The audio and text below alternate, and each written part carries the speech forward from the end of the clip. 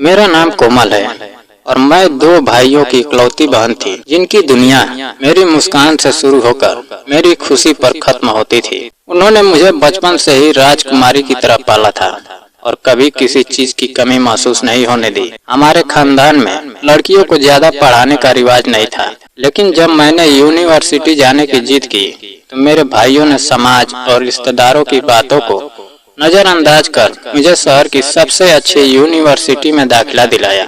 वही मेरी मुलाकात अभिराज से हुई, जो अमीर घर का बेटा था लेकिन दिल से बेहद सादा और नेक इंसान था। उसकी सादगी और सम्मान भरा व्यवहार धीरे धीरे मेरे दिल में जगह बनाने लगा। एक दिन उसने हिम्मत जुटाकर मुझसे अपने प्यार का इजहार किया और शादी की बात कही, लेकिन मैं अपने परिवार की इज्जत के कारण चुपचाप वहाँ से चली आई। पढ़ाई खत्म होने के बाद भी वह मेरा इंतजार करता रहा और आखिरकार एक दिन अपने पिता के साथ मेरे घर रिश्ता लेकर आ गया। मेरे भाइयों को यह रिश्ता बिल्कुल पसंद नहीं था, लेकिन बहुत समझाने और मान मनौवल के बाद उन्होंने शर्त रखी कि शादी जल्दी होगी और मैं हमेशा के लिए उनके घर चली जाऊंगी। अपने परिवार की इज्जत बचाने के लिए मैंने यह शर्त मान ली और सादगी से मेरी शादी अभिराज से हो गई। शादी के बाद जब मैं उसके घर आई तो वह किसी महल से कम नहीं था, लेकिन वहाँ के दिल मेरे लिए बंद थे। उसकी माँ और बहन मुझे पसंद नहीं करती थी, क्योंकि वे अपने रिश्ते की लड़की को बहू बनाना चाहती थी। सिर्फ अभिराज और उसके पिता ही मेरे साथ थे। अभिराज की मोहब्बत मेरे हर दुख का मरहम बन गई और धीरे धीरे मैं उसके प्यार में सुकून पाने लगी। कुछ महीनों बाद हमें पता चला कि मैं माँ बनने वाली हूँ। अभिराज की खुशी का ठिकाना नहीं रहा, लेकिन घर के बाकी लोगों के चेहरे उतर गए। केवल उसके पिता ने मुझे आशीर्वाद दिया। समय गुजरता गया और घर का माहौल मेरे लिए और ठंडा होता गया। एक दिन अभिराज को बिजनेस के काम से विदेश जाना पड़ा। मैं उसे रोकने की बहुत कोशिश की, लेकिन उसने मुझे भरोसा दिया कि वह जल्दी लौट आएगा। उसके जाने के कुछ घंटों बाद खबर आई जिस फ्लाइट से वह गया था वह दुर्घटनाग्रस्त हो गई है और कोई भी यात्री जीवित नहीं बचा। यह खबर सुनकर मेरी दुनिया उजड़ गई। मैं टूटकर बिखर गई, लेकिन मेरे पेट में पल रही एक छोटी सी जिंदगी ने मुझे जिंदा रहने पर मजबूर किया। घर में मातम के बीच मेरी सास और ननद ने मुझे ही मनहूस ठहराया और कहा कि मेरी वजह से उनका बेटा मरा है। धीरे धीरे घर का माहौल मेरे लिए नर्क बन गया। नौकरों को निकाल दिया गया और मुझसे पूरे घर का काम करवाया जाने लगा। सुबह से रात तक मैं नौकरानी की तरह काम करती और ताने सुनती। गर्भवती होने के बावजूद किसी ने मुझ पर दया नहीं की। एक दिन उन्होंने मेरी प्लेट में हड्डियां फेंक कर कहा कि मेरी औकात कुत्तों जैसी है।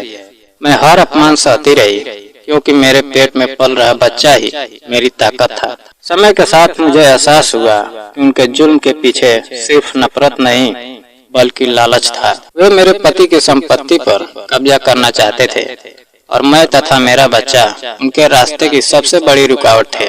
मैंने एक रात अपने जेठ को फोन पर कहते सुना कि संपत्ति के कागज उनके नाम हो चुके हैं और बस मुझे घर से निकालना बाकी है। यह सुनकर मेरा दिल दहल गया। मुझे समझ आ गया कि वे किसी भी हद तक जा सकते हैं। मैंने भगवान से प्रार्थना शुरू कर दी, मेरे बच्चे को सुरक्षित रखे। जैसे जैसे डिलीवरी का समय पास आया, उनका व्यवहार और क्रूर होता गया। एक दिन उन्होंने मुझसे कुछ कागजों पर साइन करने को कहा, लेकिन मैंने मना कर दिया, क्योंकि मुझे पता था कि वे मुझे मेरे अधिकारों से वंचित करना चाहते हैं। मेरे इनकार से घर में तूफान आ गया।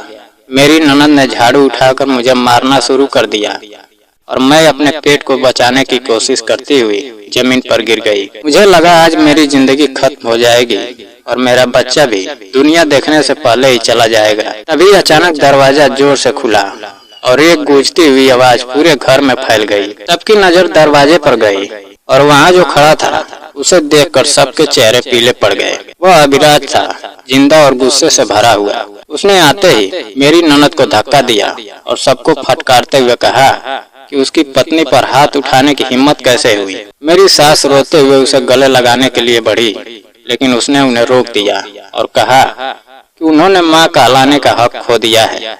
वह मेरे पास आया और मुझे उठाकर सीने से लगा लिया। उसकी आंखों में वही प्यार था जो मुझे जीने की वजह देता था। उसने बताया कि विमान दुर्घटनाग्रस्त हुआ था, लेकिन वह बच गया क्योंकि आखिरी समय में उसने सीट बदल ली थी और रेस्क्यू टीम ने उसे जिंदा निकाल लिया था। महीनों अस्पताल में रहने के बाद जब उसकी याददाश्त लौटी तो वह सबसे पहले मेरे पास आया। उसने सबके सामने कहा कि अब कोई मुझे या हमारे बच्चे को नुकसान नहीं पहुंचा सकेगा और जो भी मेरे साथ हुआ उसका हिसाब लिया जाएगा। उस पल मुझे लगा जैसे भगवान ने मेरी पुकार सुन ली और मेरी जिंदगी में चमत्कार हो गया। मैंने उसके कंधे पर सिर रख दिया और पहली बार इतने महीनों बाद खुद को सुरक्षित महसूस किया। मेरी आंखों से आंसू बह रहे थे, लेकिन इस बार यह आंसू के दर्द नहीं बल्कि राहत और खुशी के थे, क्योंकि मेरा प्यार, मेरा सहारा और मेरे बच्चे का पिता मेरे पास लौट आया था और अब मेरी जिंदगी में अंधेरा खत्म हो चुका था और एक नई सुबह मेरी और मेरे बच्चे की जिंदगी में रोशनी लेकर आने वाली थी। दोस्तों, अगर कहानी पसंद आई हो तो वीडियो को लाइक और चैनल को सब्सक्राइब करना ना भूलें। जय हिंद।